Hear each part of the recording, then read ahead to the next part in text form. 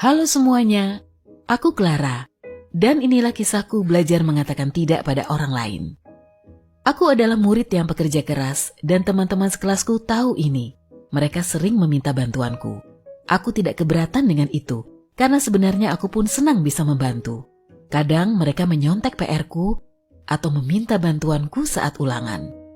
Aku bilang iya, karena aku selalu beranggapan kita harus menolong teman. Tapi masalahnya mereka tidak menganggapku sebagai teman. Di kelasku ada beberapa geng yang sering pergi keluar bersama-sama, tapi tidak ada satupun yang mengajakku.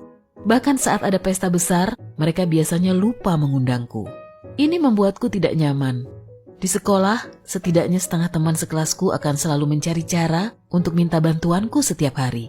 Begitu selesai, mereka menghilang dan bahkan tidak mau bicara denganku. Kadang mereka bahkan menyuruhku mengerjakan PR sebelum sekolah usai. Mereka akan menyerahkan tugasnya agar ku kerjakan. Lalu, mereka pergi bermain-main dengan gengnya. Kalau ada proyek kelompok, tiba-tiba semua temanku ingin satu kelompok denganku. Tapi mereka tidak mau mengerjakan apa-apa dalam proyek itu. Jadi, aku yang akan mengerjakan semuanya sendiri dan mereka semua akan mendapat nilai bagus. Aku masih saja menolong mereka, karena ku yakin suatu hari mereka akan menyadari aku selalu membantu mereka dan tidak pernah bilang tidak.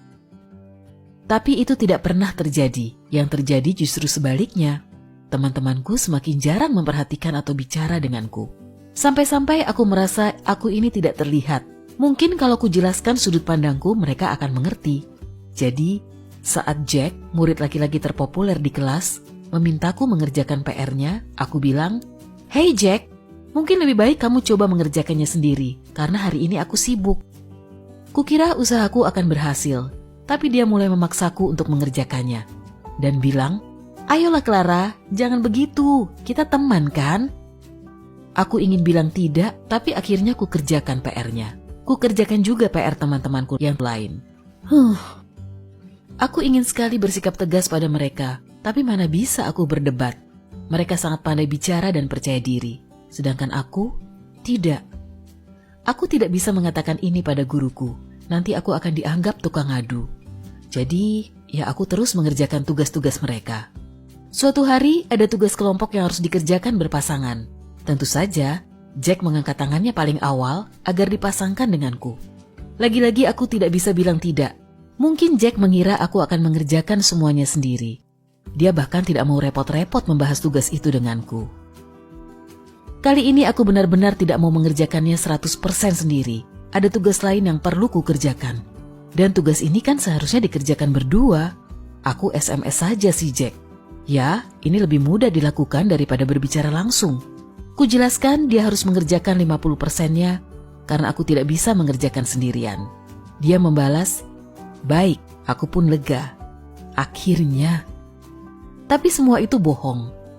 Keesokan harinya dia bilang padaku, "Hei, belakangan ini aku sangat sibuk. Aku tidak bisa mengerjakan proyek itu. Kamu bisa bantu?" Awalnya aku bilang, "Jack, aku sangat sibuk." Tapi dia terus memohon, "Tolong, tolong." Setiap kali aku menolak. Akhirnya aku setuju. Lagi. Tapi pada Jumat sore, aku lihat foto Jack di media sosial. Dia sedang berpesta. Pada hari itu, aku telah mengerjakan bagianku di proyek ini. Sementara proyek ini harus dipresentasikan hari Selasa depan. Kukirim SMS lagi ke Jack. Itu tidak adil dan dia harus menyelesaikan bagiannya. Aku kirimkan juga bagian tugas yang sudah kukerjakan. Dia cuma membaca pesan itu dan tidak menjawabnya. Hari Senin tiba. Dia bilang, "Maaf, aku tidak punya waktu untuk mengerjakannya. Apa kamu bisa mengerjakannya?"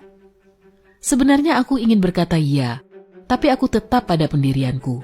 Aku bilang, "Tidak." Dia mulai beralasan kalau aku telah berjanji dan itu tidak adil. Meski menakutkan, aku tetap berkata tidak sekali lagi. Akhirnya dia bilang, "Kamu tahu kan kita akan gagal dalam proyek itu kalau kamu tidak mengerjakannya?" Dan aku bilang, "Iya." Kemudian dia berlalu sambil bilang, "Akulah yang harus mengerjakannya." Hari Selasa pun tiba. Aku sengaja belum mengerjakan setengah tugas yang menjadi bagiannya demi prinsip yang kupegang. Entah kenapa dia yakin sekali aku telah menyelesaikannya. Aku kan sudah berulang kali bilang tidak. Aku mempresentasikan bagianku, sementara Jack duduk di sana tampak agak gugup. "Sekarang giliran Jack," kataku. Saat presentasi, dia cuma bersuara, Guruku melihat ke arahnya. Dia terlihat sangat kesal.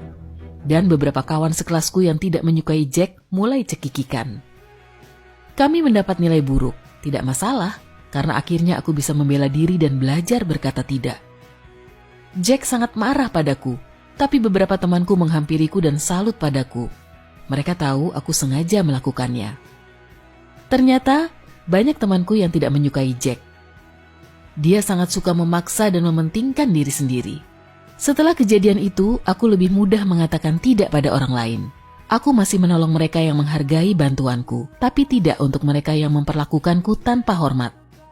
Klik tombol suka di video ini kalau menurutmu kita semua harus belajar membela diri.